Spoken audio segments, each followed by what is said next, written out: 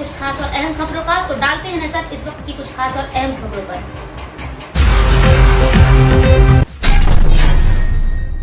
27 फरवरी को बिन मौसम बरसात और ओलावृष्टि से फसलें किसानों की पूरी तरह से नष्ट हो चुकी हैं।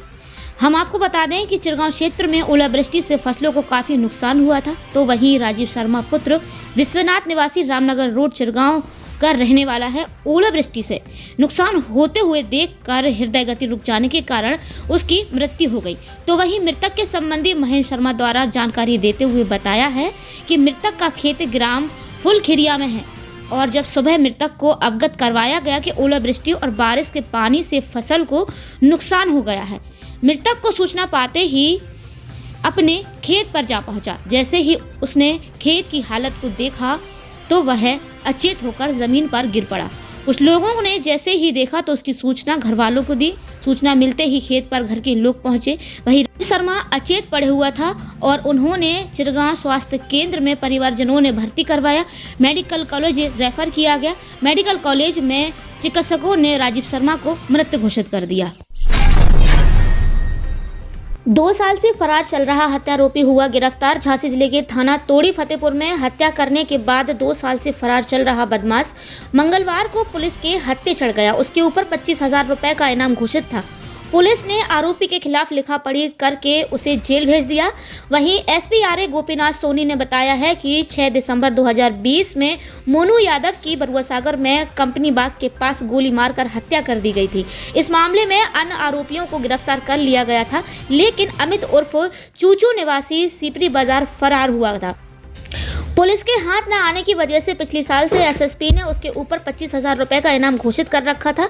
जनवरी महीने में अमित का साथी पकड़ लिया गया था, लेकिन उसके बाद भी अमित पुलिस की गिरफ्त से दूर था। वहीं उसकी तलाश में पुलिस लगातार जुटी हुई थी। सोमवार रात तोड़ी फतेहपुर के मदरवास चौराहे के पास चेकिंग के दौरान पुलिस ने एक बाइक सवार को रोका। युवक ने पुलिस के ऊपर तमंचे से फायर झोंक दिया। उसके बाद पुलिस ने उसे घेराबंदी कर पकड़ लिया और पूछताछ में उसने अपना नाम अमित उर्फ चूचू बताया। पुलिस ने उसके पास से तमंचा समेत कारतूस बरामद किए हैं। गिरफ्तारी के बाद पुलिस ने उसे जेल भेज दिया है। 27 फरवरी 2024 को सनातन संस्कृति संघ के तत्वावधान में राम भक्त एवं गंगा सेविका हरिप्रिया भार्गव के नेतृत्व में मुरली मनोहर मंदिर बड़ा बाजार के एक मंगल कलश यात्रा का आयोजन किया गया। मंगल कलश यात्रा में सैकड़ों की संख्या में मातृशक्ति कलश लेकर बड़ा बाजार मानिक चौक कोतवाली होते हुए आतिया ताल पहुंची। आतिया ताल पर हरिप्रिया भार्गव के द्वारा मुख्य अतिथि में दिव्य भव्य वृहद गंगा आरती का आयोजन किया गया। गंगा आरती बनारस के विद्वान ब्राह्मणों के द्वारा की गई। आरती आयोजन का उद्देश्य आमजन को और हम सभी की जीवनदायिनी मां गंगा के प्रति लोगों को जागरूक करना है। जनपद ललितपुर द्वारा एसपी के निर्देशन में लगातार चलाए जा रहे अवैध कच्ची शराब के खिलाफ अभियान जनपद के 11 थानों में की गई। कार्यवाही के दौरान बड़ी मात्रा में अवैध शराब जब्त की गई। लहन को नष्ट किया गया। साथ ही 1 दर्जन से अधिक अभियुक्तों को गिरफ्तार किया गया। तालबेट के अलग अलग स्थानों पर गिरी आकाशीय बिजली की चपेट में आने से एक मासूम सहित मवेशी की मौत हो गई है और कई मवेशी आग में झुलस गए हैं। के जादूगर दद्दा ध्यानचंद को भारत रत्न देने की मांग की गई। झांसी में मानव विकास संस्थान व सनशाइन क्लब झांसी में स्किल इंडिया छावनी व्यापार मंडल एवं झांसी क्रिकेट एसोसिएशन के संयुक्त तत्वावधान में भारतीय हॉकी टीम के खिलाड़ी इंजीनियर पीएन गुप्ता की अध्यक्षता एवं संस्थान राष्ट्रीय कन्वीनर सनराइज क्लब के संस्थापक अशोक अग्रवाल के सानिध्य में झांसी खेल के रविंद्र कपूर के निर्देशन में स्किल इंडिया के डायरेक्टर नीरज सिंह छावनी व्यापार मंडल सचिव सुदर्शन कथूरिया एवं सनराइज क्लब के संस्थापक सदस्य प्रमोद अग्रवाल की अगुवाई में जिला अधिकारी के माध्यम से प्रधानमंत्री नरेंद्र मोदी के नाम ज्ञापन देकर मेजर ध्यानचंद को भारत रत्न देने की मांग की गई। उमराबलम पुरोहित की 10वीं पुण्यतिथि मनाई गई। North central railway men's union MS कारखाना शाखा झांसी मुख्यालय मंडल मंत्री संदीप सिन्हा एवं शाखा अध्यक्ष आशीष नायक के नेतृत्व में NCRMU EMS कारखाना झांसी में उमरावल पुरोहित की 10वीं पुण्यतिथि एवं उनको याद किया गया और भावपूर्ण श्रद्धांजलि अर्पित की गई। वक्ताओं के द्वारा उनके जीवन पर प्रकाश डालते हुए बताया है कि उमरावलम पुरोहित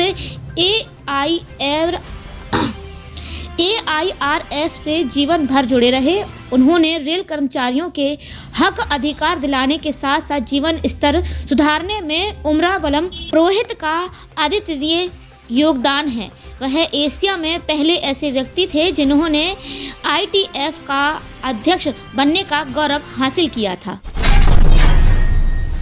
बमनुआ में खेत से लौट रहे किसान की गहरे कुएं में गिर जाने के कारण मृत्यु हो गई। झांसी जिले के टहरौली तहसील क्षेत्र के बमनुआ में किसान ब्रजेश कुमार उम्र लगभग 33 वर्ष खेत की रखवाली करने और पानी लगाने के लिए बोलकर घर से निकला हुआ था। जब वह वापस नहीं लौटा तो काफी खोजबीन की गई तो कुएं में गिरने की सूचना मिली। आनन फानन में ग्रामीणों ने कुएं से बाहर निकाला तो काफी देर हो चुकी थी। मौके पर पहुंची टहरौली पुलिस ने सबको चिकित्सकीय परीक्षण के लिए गुरसराय भेजा, जहां पर डॉक्टरों ने उसको मृत घोषित कर दिया। मृतक ब्रजेश कुशवाहा अपने परिवार का अकेले ही भरण पोषण करता था। उसके 2 बेटे और 1 बेटी है, जिनके सिर से पिता का साया उड़ गया है। परिजनों का रो रो कर बुरा हाल है। जॉइंट मजिस्ट्रेट टहरौली का पदभार ग्रहण करने पर लेखपाल संघ ने किया सम्मानित।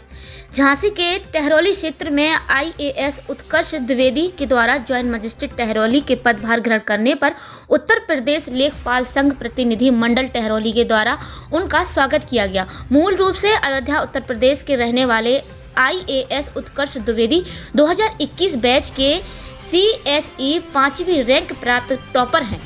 इस अवसर पर IAS अधिकारी ने टहरौली जैसे पिछड़े क्षेत्र में गरीब एवं पीड़ितों को न्याय दिलाना तथा वर्षों से लंबित भूमि विवाद संबंधी विवादों को त्वरित निस्तारण कर कृषकों को सरकारी योजनाओं से लाभान्वित करना अपनी पहली प्राथमिकता बताया। क्षेत्राधिकारी टहरौली एवं थाना अध्यक्ष टहरौली बरुआ सागर, उल्दन, एरच एवं गुरसराय के साथ संयुक्त बैठक कर उनके क्षेत्र अंतर्गत आने वाले संवेदनशील और अति संवेदनशील बूथों पर शांतिपूर्ण मतदान के लिए उचित प्रबंध किए जाने तथा UP-MP बॉर्डर पर बैरिकेडिंग की तैयारी की कार्यवाही के लिए आवश्यक निर्देश भी दिए। दूल्हा नहीं आया तो दुल्हन ने जीजा के संग लिए फेरे। बलिया के बाद अब झांसी के सामूहिक विभाग में खेला गया ये खेल। आपको बता दें कि यूपी के झांसी में सामूहिक विवाह योजना को हैरान कर देने वाला एक मामला सामने आया है। यहाँ पर दूल्हे की गैर मौजूदगी में दुल्हन ने जीजा के साथ 7 फेरे ले लिए, लेकिन जब इसकी पोल खुली तो आनन फानन में दुल्हन ने अपनी मांग में भरा सिंदूर पोंछ डाला।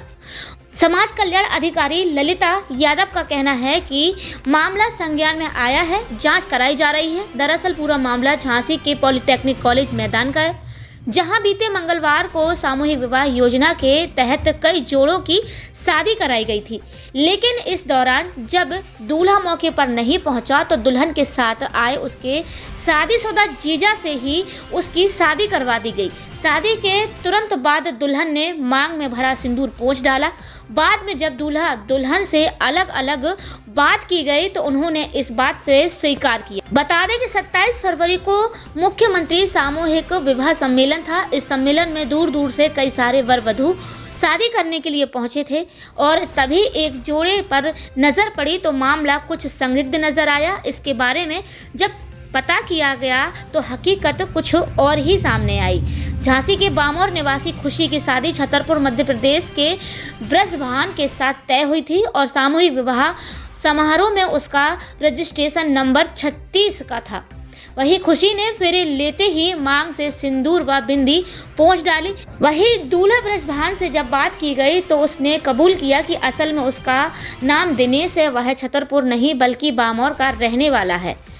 और दुल्हन उसके जीजा दिनेश ने बताया कि ब्रजभान से शादी होनी थी लेकिन वह नहीं आया, तो विभाग के ही कुछ लोगों के कहने पर वह ब्रजभान की जगह दूल्हा बन गया। दिनेश ने यह भी बताया है कि वह पहले से शादीशुदा है और खुशी का रिश्ते में जीजा लगता है। तो अभी फिलहाल खबरों में इतना आगे हम फिर मिलते हैं छोटी बड़ी कुछ खास खबरों के साथ। तब तक के लिए नमस्कार।